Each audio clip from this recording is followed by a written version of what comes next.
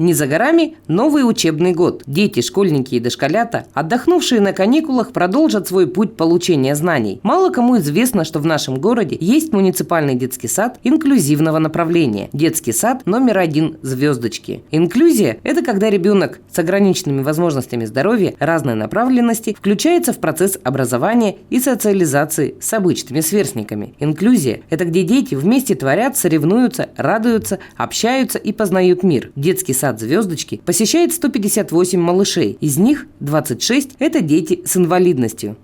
За это время проделали очень большую работу. Говорю проделали, потому что это не я, это весь мой коллектив, весь мой дружный коллектив, причем постоянный коллектив. С 2009 года мы начали работу с детьми с ОВЗ, особыми возможностями здоровья. В эту категорию входят детки и инвалиды, и такие как дети с ДЦП. Целенаправленно мы открывали такую группу. Но получилось так, что такие детки не могут быть с одним диагнозом, очень много побочных. Это и аутический спектр, и есть у нас дети с синдромом Дауна, мы берем их всех. Но у нас в чем здесь фишка наша, что у нас для каждого ребенка строится своя линия, своя программа. То есть каждый ребенок может попасть сразу в группу в общеобразовательную, а может через группу ГКП, как чаще бывает. Почему через группу кратковременного пребывания? Для того, чтобы ребенка понять, для того, чтобы он адаптировался. Но если ребенок посещает эту группу, это не значит, что он сидит вот только в этой группе и занимается с детьми только с особыми возможностями здоровья. Нет. Эти дети встречаются на утренниках, на праздниках, на прогулках. И потом, когда ребенок приобретает опыт социализации, мы переводим его в общую группу. Для ребенка с инвалидностью, у которого нет возможности пообщаться со сверстниками во дворе из-за тревожности родителей, детский коллектив – это единственная возможность получить социальные навыки. Там они, например, понимают, что нужно делиться и считаться с интересами других. Одна группа для детей с ОВЗ функционирует каждый день с 8 до часу. Детки завтракают, обедают и уходят домой спать. Не можем себе позволить. Во вторую половину дня приходят дети с родителями, так называемая группа ликотека. Это с перевода греческого «хранилище игрушек». В этой группе дети с трудными физическими недугом, дети неприспособленные, дети не с развитыми навыками самообслуживания, и они нуждаются в помощи взрослого. Тьюторов у нас в саду мы позволить тоже мы себе не можем, поэтому они приходят вместе с родителями. Впоследствии, когда ребенок уже научается быть как все, мы его в ГКП, потом в общеобразовательную группу. И дети у нас даже такие идут в общеобразовательную школу. Были у нас такие случаи, когда даже родители сами были нацелены на надомное обучение школьное. Но мы так их адаптировали, этих детей, что они пошли в общеобразовательную школу и очень хорошо там себя показали. Те дети умеют постоять за себя и стукнуть, и дать ответ, и посмеяться, и поддержать разговор, и поиграть со всеми. Детский сад широко известен за пределами города. Их опытом охотно пользуются коллеги в разных регионах России. А вот жители Якутска мало знают о достижениях земляков. И нужно их знакомить с гордостью якутского дошкольного образования.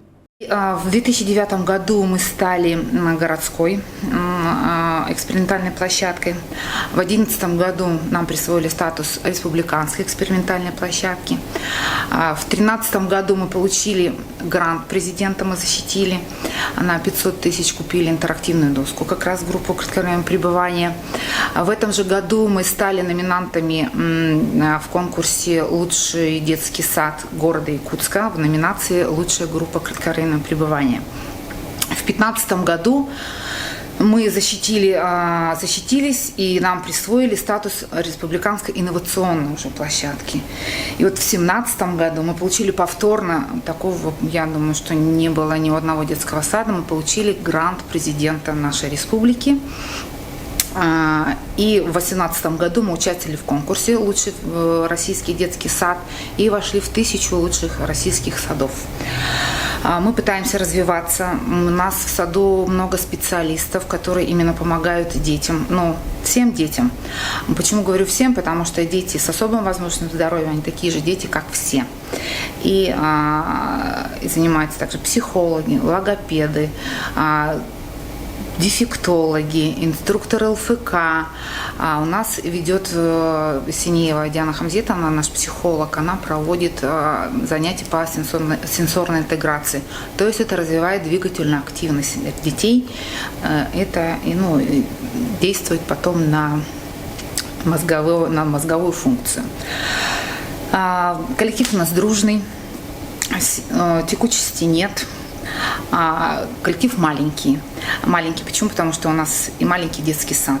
Каждому ребенку разрабатывается индивидуальный образовательный маршрут в соответствии с адаптированной образовательной программой. Здоровые дети и их родители проявляют участие, учатся принятию, терпимости и заботе. В этом детском саду нет негативно настроенных родителей, требующих изменить данную систему работы. В саду есть все для развития малышей, даже сенсорная комната, в которой созданы условия для психологической разгрузки дошкольников и развития их познавательной активности. А для удобства родителей на первом этаже в фойе установлен интерактивный киоск. Вот здесь мы нажмем, значит, здесь можно выйти на сайт, посмотреть все наши образовательные программы, даже годовой режим дня,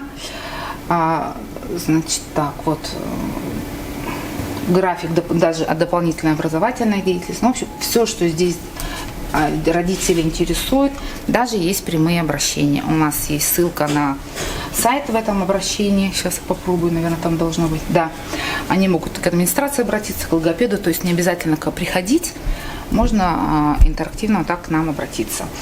И забыла сказать, что в этом году мы открыли единственную в городе, в детском саду, службу ранней помощи. Ранняя помощь это оказывается детям от 0 до 2 лет. И даже до 7 лет, если это ребенок предполагает, ему необходима такая помощь, если он не может дальше идти в детский сад. Приходят 2 раза в неделю к нам такие дети, пока у нас проходит обследование, и 3 детей у нас уже получают дополнительные занятия. Чтобы попасть в эту группу, необходимо выйти на сайт детского сада.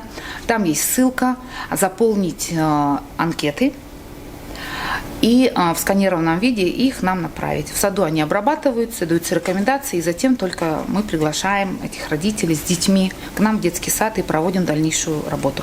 Но мы можем этих детей оставить не только у себя для занятий, мы можем их рекомендовать, если проблема со зрением, в 11-й сад, проблема со слухом в 2-й детский сад, или обратиться в республиканский или городской реабилитационный центр. Также эта группа и при вакантных местах, скажем, для развития детей. Но каждый родитель получает консультацию для развития своего ребенка. Также это может быть дистанционно, раз в год мы можем проследовать. Варианты разные. То есть наш детский сад для ребенка. Мы подстраиваемся под каждого ребенка.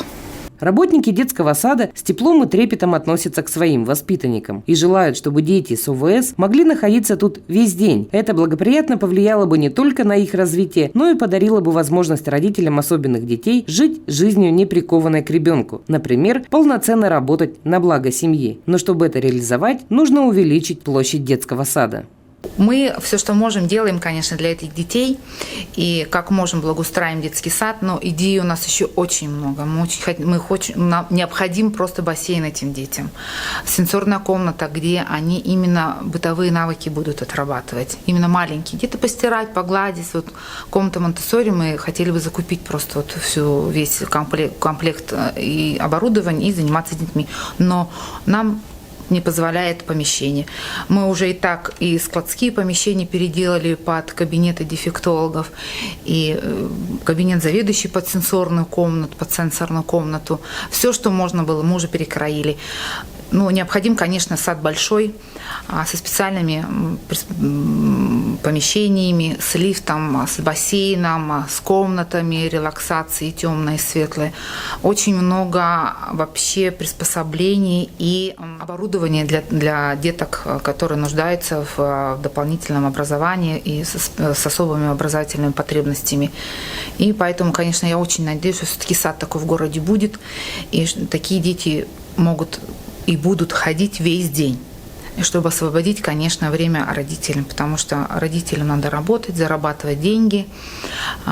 Очень много, конечно, государство дает, но не все, к сожалению. И родители есть желание, возможность дать детям, но нет времени заработать эти средства. Поэтому нужен сад, где будут эти дети ходить полный день. И им будут большие помещения для этого даны. Всю информацию о детском саде «Звездочки» можно прочитать на сайте дошкольного учреждения. Там же можно скачать специальную анкету, чтобы записать своего ребенка в службу ранней помощи. Детям очень важно посещать учреждения, где они смогут находиться в обществе таких же, как они, малышей.